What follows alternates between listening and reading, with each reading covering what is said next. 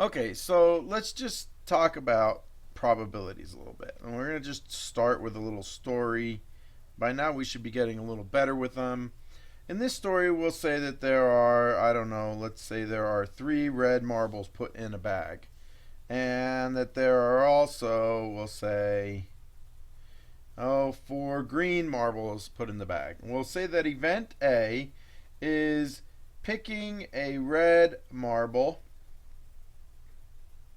and event B is picking a green marble. So now, what we're going to do is we're just going to say, okay, what would A be?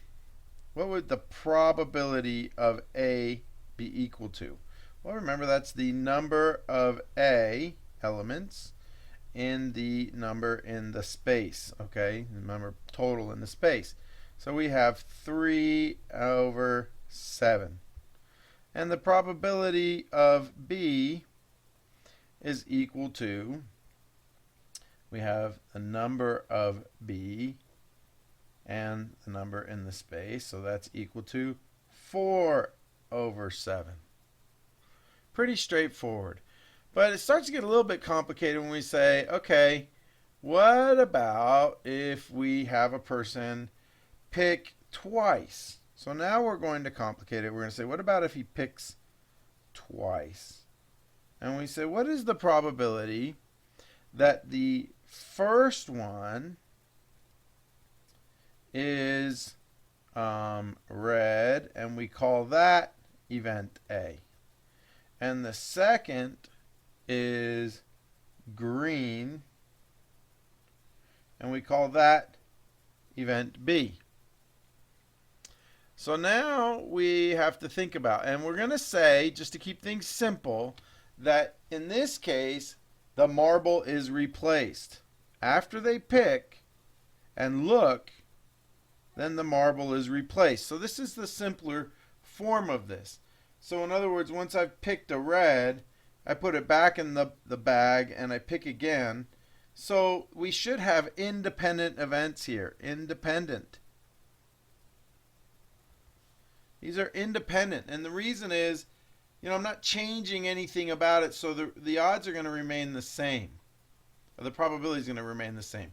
And we'll have to, say that every marble is, no tricks here. We're not trying to say, oh, he could feel, somehow magically or see through the bag and he can see the colors, and that would change all of that. We're just doing a standard. It's in the bag. He can't see it. He can't feel the difference. Just pulling it random.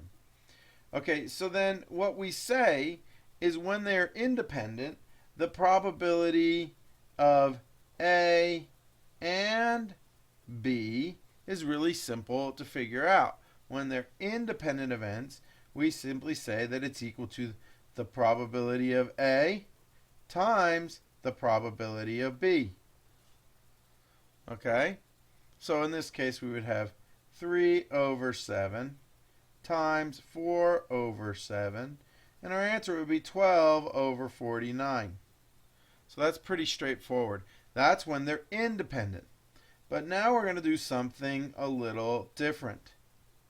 Now what we're going to do is we're going to pick twice. I'm going to say the person's going to pick twice. And again, the first pick we're going to say is red. That will be event A. And the second pick being green, we'll still call that event B. But now the marble that is picked is not replaced. So this is going to definitely affect our calculation, right? So if I happen to pick red first, then there are fewer reds, and therefore the probability of picking green is going to go up. Does that make sense?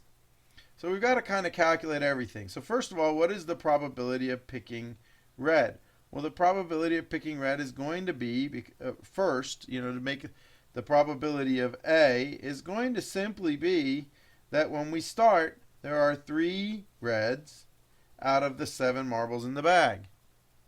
But what is the probability of B given that A has already happened? Well, the probability of B given that A has already happened would be what? What we'd say is we would say, since A has already happened, we have pulled out a red, right? So we would be out a red because A has already happened. So now when we try to figure out B, we know there are no longer 6 left in the bag. 7 in the bag. There's only 6 remaining in the bag. And 4 of them are green. So the probability of A is 3 over 7, and the probability of B given A is 4 over 6. Now here's the trick. Ready? The probability of A and B occurring is going to be equal to the probability of A times the probability of B given A. Right? So this is really important. It makes sense if you think about it. We know that the probability overall for events to happen, we have to multiply the probability of the first event times the probability of the second event. And all we're doing is we're looking at the second event is dependent on the first. So we're not going to take the straight probability of B, which would be 4 over 7. Instead, we're going to say it's the conditional probability of B. So in other words, given that A's already happened, what is the probability of B? So that modifies the calculation. So we end up with 3 over 7 times 4 over 6. And that's going to be 12 over 42. So here's the rule, okay, for multiplication. If we want, in conditional, when we have conditional dependent probability, which is this kind of a scenario. We're picking twice, they're dependent, the marble is not replaced, so that makes it dependent. Then the probability of both events happening is equal to the probability of the first event happening times the probability of the second event, given that the first event already happened. And it's also equal to the probability of the second event happening times the probability of the first event, given that that second event already happened. All of these are equal. All of them. And that's an important thing right there. You might have to pause the video right here to remember this right here. It might not look, it's not going to look familiar. It's new perhaps, but you need to remember this. Normally we can just say the probability of A and B occurring when they are independent events. We just take A times B, the probability of A times the probability of B. But when it's conditional, then the probability of A is not multiplied by the probability of B, it's multiplied by the probability of B given A. And the probability of B is not multiplied by the probability of A, it's multiplied by the probability A given B. And the reality of it is, these guys, this formula can always be used for A and B, the probability of A and B, because when they're independent, this probability and this probability are equal.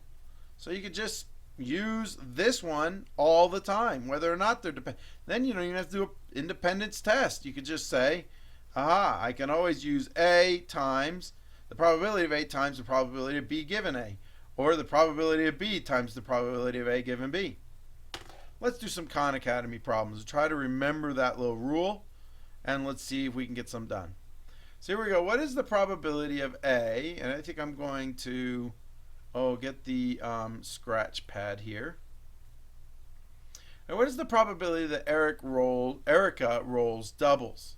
So what we have is we have the 6 die, a 6-sided die, that's the black one, and a 4-sided die, that's this pyramid looking one, that's white. Okay? So the probability of A, the probability that Erica rolls doubles. Now this is our sample space, so I'm going to show you all of the ones where she rolls doubles. Alright? happens to be these 4 right here. So the probability she rolls doubles is equal to 4 out of the 24. We have 6 this way and 4 that way is 24 in the set. So we're going to say 4 out of 24, that's 1 out of 6. Okay? Now it says, what is the probability of B? Just given that the 4-sided die is 4. Alright? So the 4-sided, and now that would be all of these down here. Let's see, this will be A, right? Now let's go with a light blue here and say, what is the probability of 4-sided die is 4? Well, that would be all of these guys right here. 4-sided die is 4. And that answer is going to be, there are 6 of the 24. So that is 1 out of 4. What is the probability that Erica rolls doubles, okay, given that the 4-sided die is 4? So knowing that we have, somehow you were able to peek under her hand, she was hiding it, but you saw that she had a 4 come up on the pyramid, and you're betting whether or not she has doubles. Well, there's only one way out of those 6 that she could have doubles. So the probability would be 1 over 6. Now notice, the probability of A is equal to the probability of A given B, which means that these two events are independent, right? The fact that B has happened doesn't change the probability. It's still 1 out of 6. All right, next.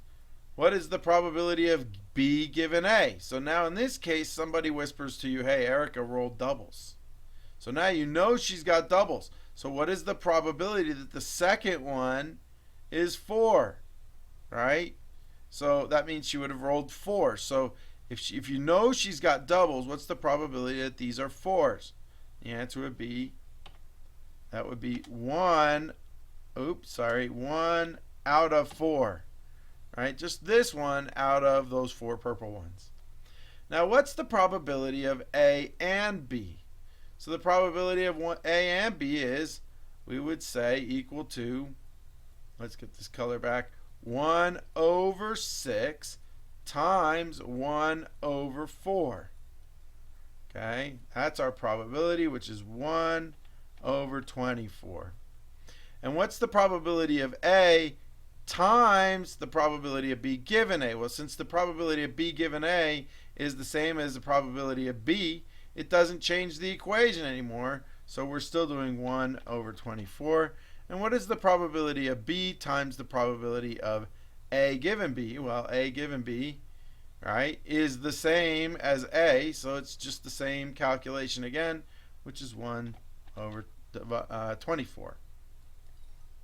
So that's how that's done. Let's look at the next one here. I'll see if I can get through a couple of these, because I know these can be kind of confusing.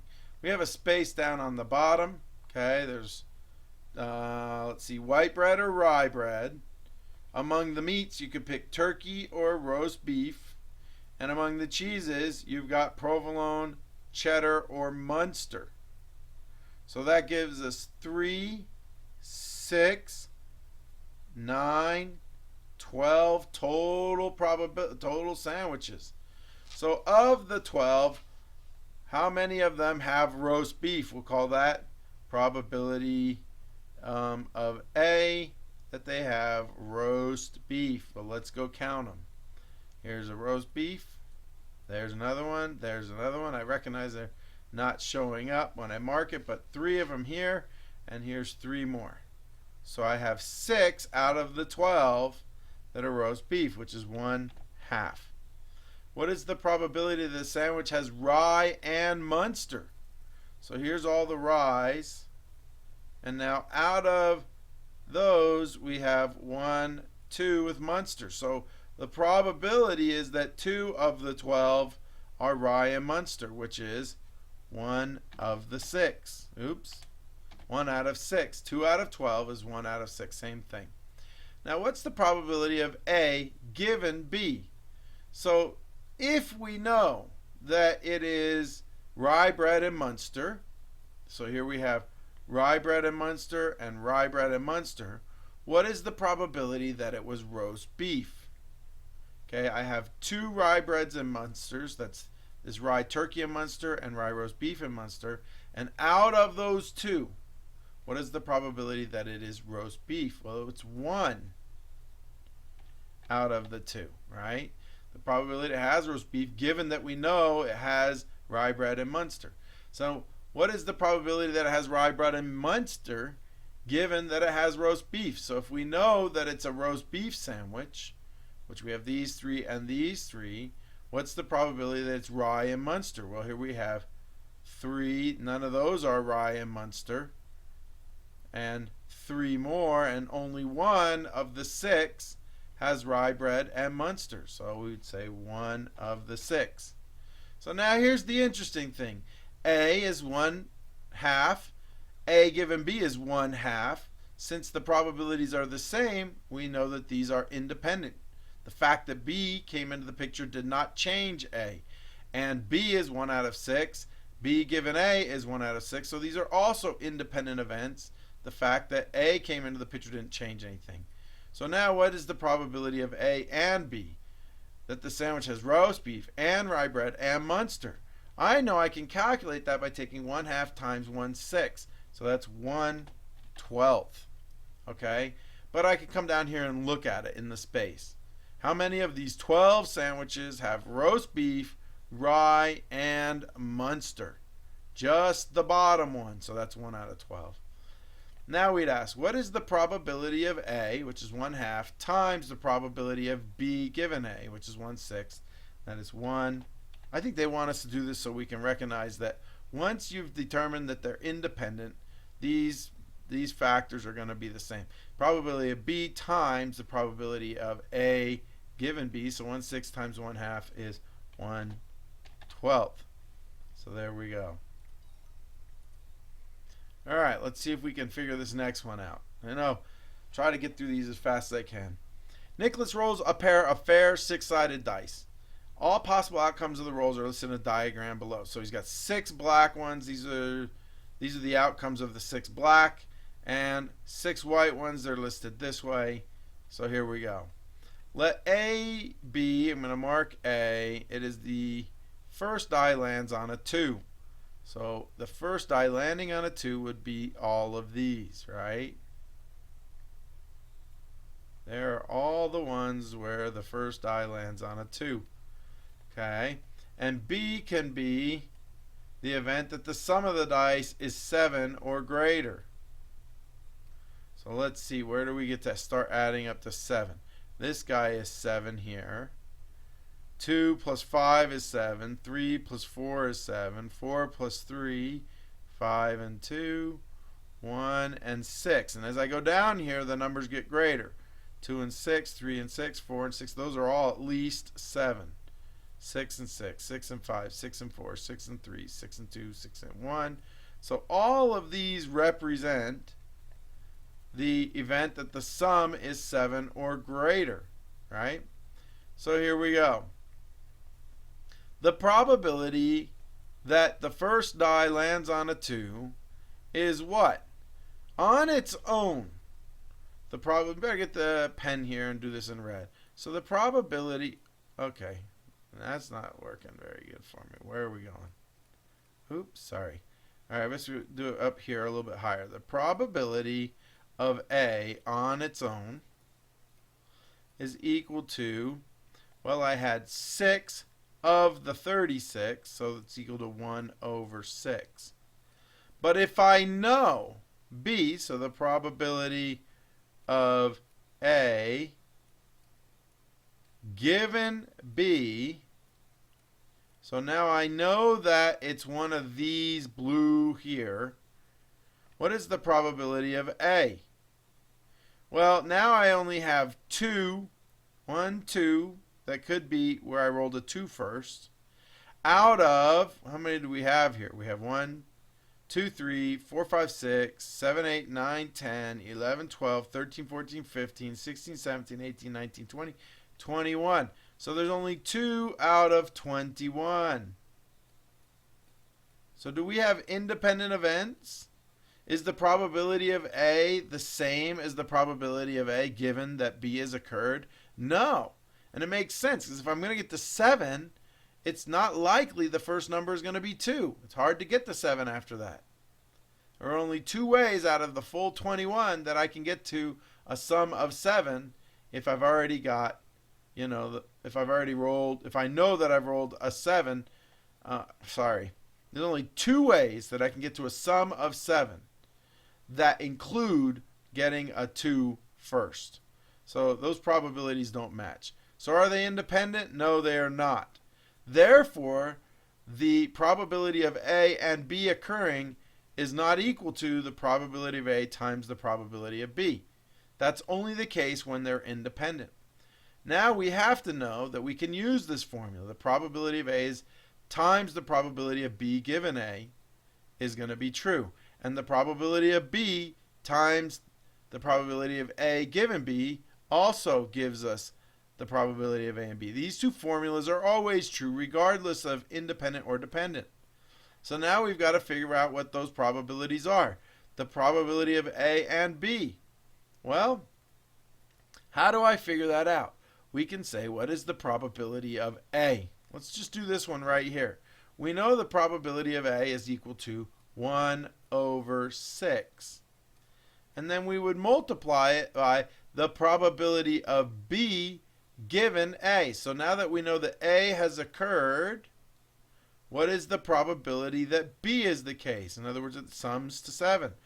Well, we have 2 out of the 6, which is 1/3, right?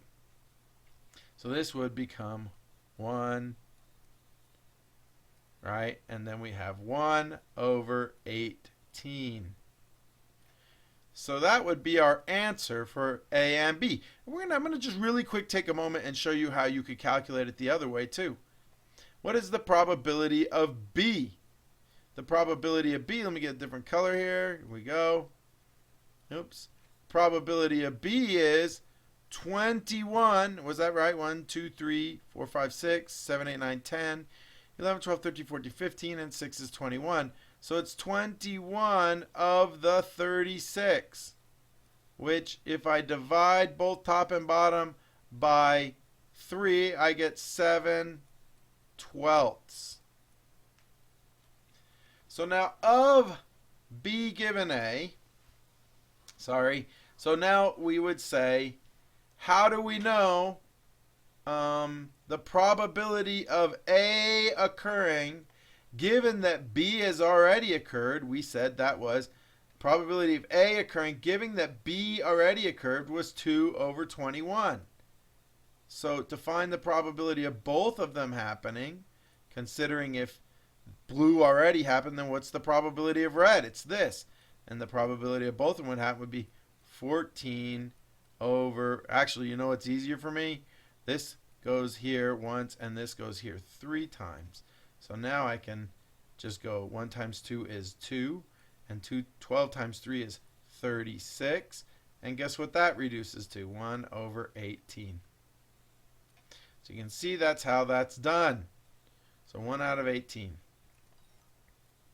Okay, I think maybe one more here. All right, this is a good one here. Let's take a look at this.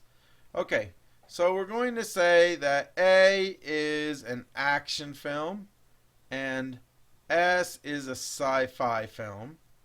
Okay, probability of A, we're going to say that the probability of A, where's my green again, is 0.7. The probability of the sci-fi film is 0.6. And the probability of A given S is 0.65. Now what we know is this rule. Okay, let's go over the rule. The rule says the probability of A and B is equal to the probability of A times the probability of B given A, and that's also equal to the probability of B times the probability of A given B. So in this case, what are they wanting us to solve? They're asking us for the probability, in this case, S and A. I should have used S's and A. So A and S, S and A. Okay. So they're asking us for the probability. They're asking us for S if we think of this as S right here. I'll try to make that into an S. Okay. And this is S. Let me get the S color was what? Blue. So this is S right here. And this will be S right here. And this will be S right here. So they want us to solve this probability here. And they're giving us some information. They're giving us some information, which information is we know the probability of A is 0.7. So this is 0.7 times this probability of S given A is the unknown, so I'm going to call that X, is equal to, now what's the probability of S? That is 0.6 times the probability of A given S. So that's 0.65. So how would we solve this for X? It's pretty simple actually. You would just divide both sides by 0.7. And these guys will cancel. So if I take 0.6 times 0.65 and divide by 0.7, I'll get my answer. 0.6 times 0.65 divided by 0.7 equals. So there's my answer, and it just says round to the nearest hundredth. So I would go 0.56. Okay, that's how those are done. That was a long video already. I'm going to definitely stop and not do another one. Oh, actually, nope, I'm not going to do another one. That should be enough. You should see how these problems are done. And if you need more help, you let me know in class.